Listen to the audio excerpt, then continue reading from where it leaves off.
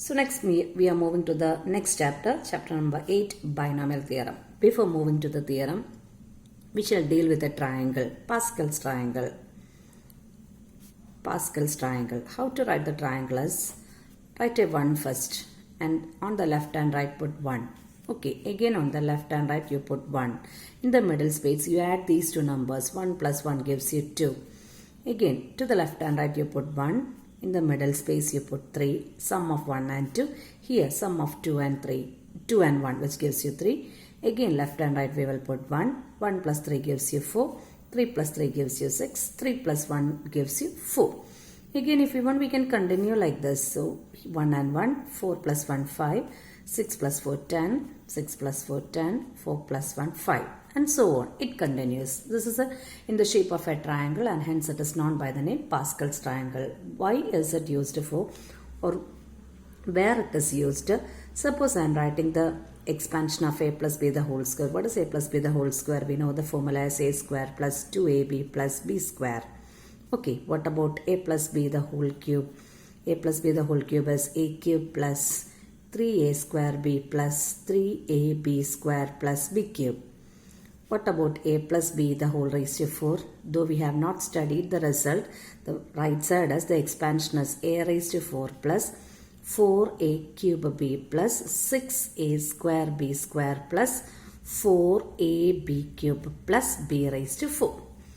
Okay, just check the coefficients. The coefficient of a square here is 1, coefficient of ab is 2 and the coefficient of b square is 1. That is what this Pascal triangle says. 1, 2, 1. Okay, same way. Here coefficient of a cube is 1, here it is 3, here it is 3, here it is 1. That is what this row says. Coefficient of a cube, a square b, third term and the fourth term. And 1, 4, 6, 4, 1 will be the coefficient of the expansion of a plus b the whole raised to 5. Thus, 1, 5, 10, 10, 5, 1 will be the coefficients of the terms in the expansion of a plus b the whole raised to 5. So this is what Pascal's triangle is. Now we will move to the theorem.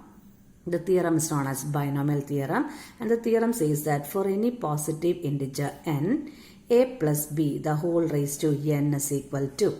For any positive integer n, a plus b the whole raised to n is equal to a raised to n plus the first term raised to n plus nc1. What is the c1? Combination. Combination of n things taken one at a time. nc1. We have to take the power of a reduced by 1. n, here it is n. So here we have to write n minus 1. Together with the second term we will attach b, the second term of the expression. Plus the next term. Here we wrote nc1. So here it is nc2. The power of a is, here look at the power of a, n minus 1. n minus 1. Okay, otherwise subtract 1 from the previous power of a. So here it is n. If we subtract 1 it will be n minus 1. Again if I subtract 1 from n minus 1 I will get n minus 2. The easiest way is just subtract these two values. So it is n minus 2. And power of b will be this this lowest power, lower value b square. Plus the next term is nc1 we wrote nc2. So it is nc3. A raised to, subtract these values, n minus 3. What about b? B cube. Plus if I want to write the next value nc4. A raised to n minus 4 into b raised to 4 plus etc. Plus b raised to n. First term is a raised to n and the last term is b raised to n. Okay.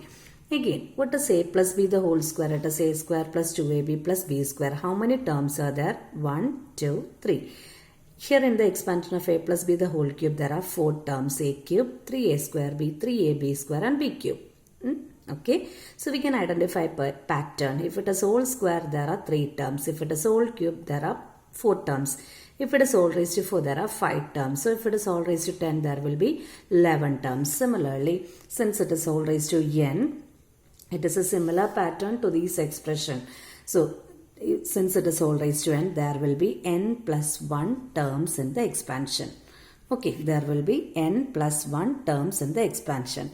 And the general term is given by, general term is the r plus 1th term. Terms are given by t1, t2, t3, t4 like that. And the general term tr plus 1. R plus 1th term is the general term. First term is n a raised to n. Second term is nc1. So r plus 1th term will be ncr.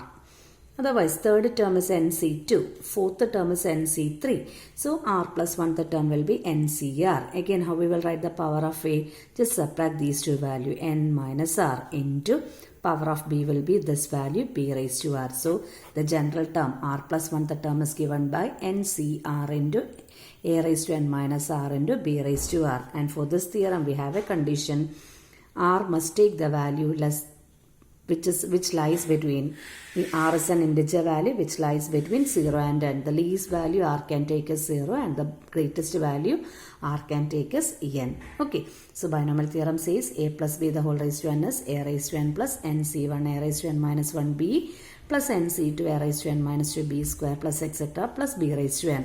If the value of n is 2, we are getting the expansion of a plus b the whole square. When we put the value of n as 3, we are getting the expansion of a plus b the whole cube. When we put the value of n as 4, we get the expansion of a plus b the whole raised to 4. Without knowing the binomial theorem, we already by heart of these formulas. So these were the application of binomial theorem actually. Okay, and remember that there are n plus 1 terms in the expansion of a plus b the whole raised to n, and the general term r plus 1th term tr plus 1 is given by the formula ncr into a raised to n minus r into b raised to r.